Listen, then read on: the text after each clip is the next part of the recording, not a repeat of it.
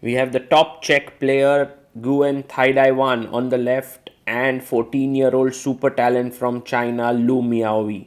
Thai Dai has been racing against David Navara to become Czech number one. And in this position, he has an equal position, maybe some more chances than black because the white king is very active. But black's king is coming in, the material is quite less. The rook is defending the pawn, the bishop is well placed. Can Nguyen Thai Dai win this position is the question. He begins with putting his bishop to e5 and attacking the rook. The rook has to move. Maybe rook c6 check, maybe rook e6. Lu Miaoyi gives a check. Perhaps rook e6 was more accurate, but a check.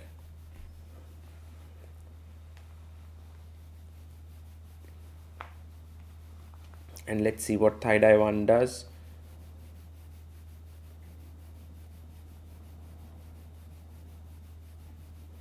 I think king d5 would be the most natural response. He does play it. His king comes into the center, king d5 on the board.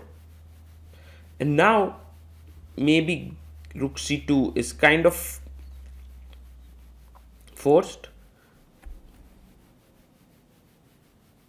And she goes rook b6, which is slightly passive here. But you can see that the bishop is actually lacking squares. He goes bishop c7, although the best move here was rook to b2 with the idea of playing rook e2 and trying to trap the bishop, also like basically stopping bishop d2 as well. But goes bishop c7, and Lu Miaoyi has to think about the rook now. Rook b5 check makes a lot of sense. You can see her looking at the ceiling to calculate.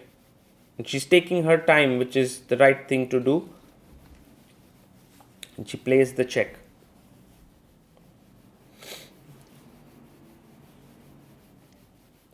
And now Thai Dai goes in with his king to c6.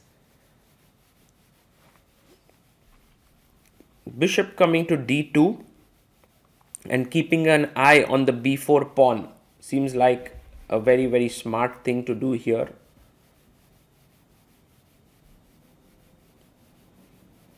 And that is what Lu Miaoyi. Ooh, she goes bishop c5. She tries to attack the pawn from the other side instead of bishop d2. And she's like, now if you play bishop d6, I'll simply trade off the bishop. But she's missed something huge. You can see Thai Dai sitting in his chair upright. He knows that he has an opportunity here. And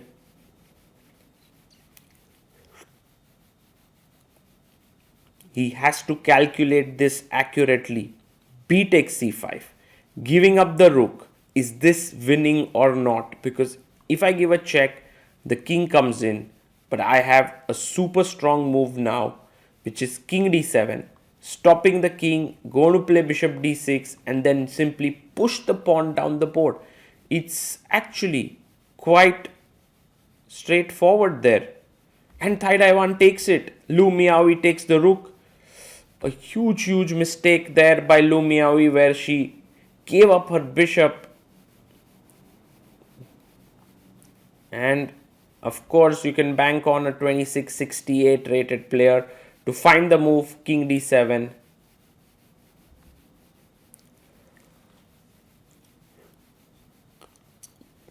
Black plays the move h5.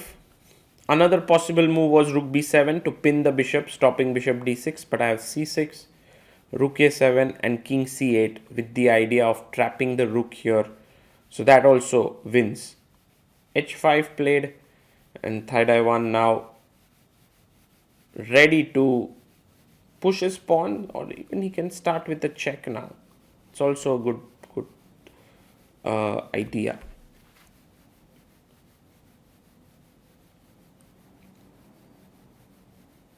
He's thinking a bit here.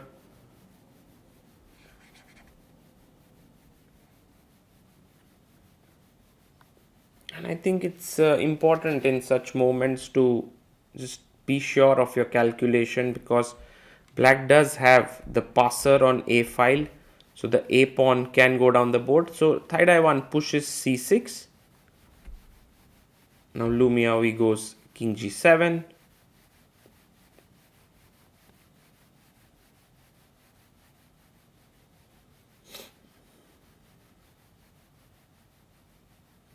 Gives a check.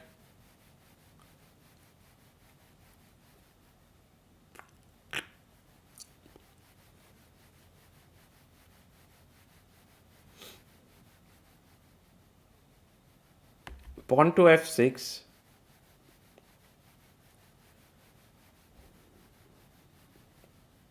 And now it is time to push the c pawn towards making it a queen c7 on the board.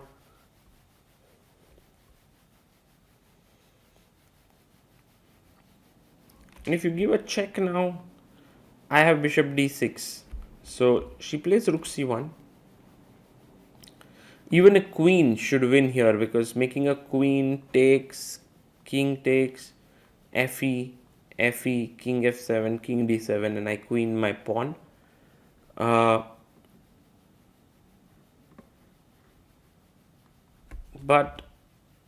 I mean, you can also play just your bishop to d6. Oh, he plays bishop b2. And maybe the simple idea is that if you go here, I can go king c6, there's no more check. And if you play your bishop here, I guess you can also make a queen and simply win the game. So Lu Miaoyi attacks the bishop. And Thai Dai 1 makes a queen.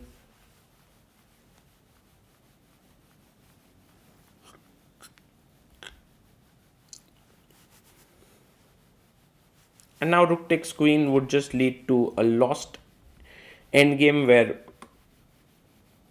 white would be a piece up. So she takes on b2, but the rest is pretty easy, and Thai Dai 1 converts this flawlessly.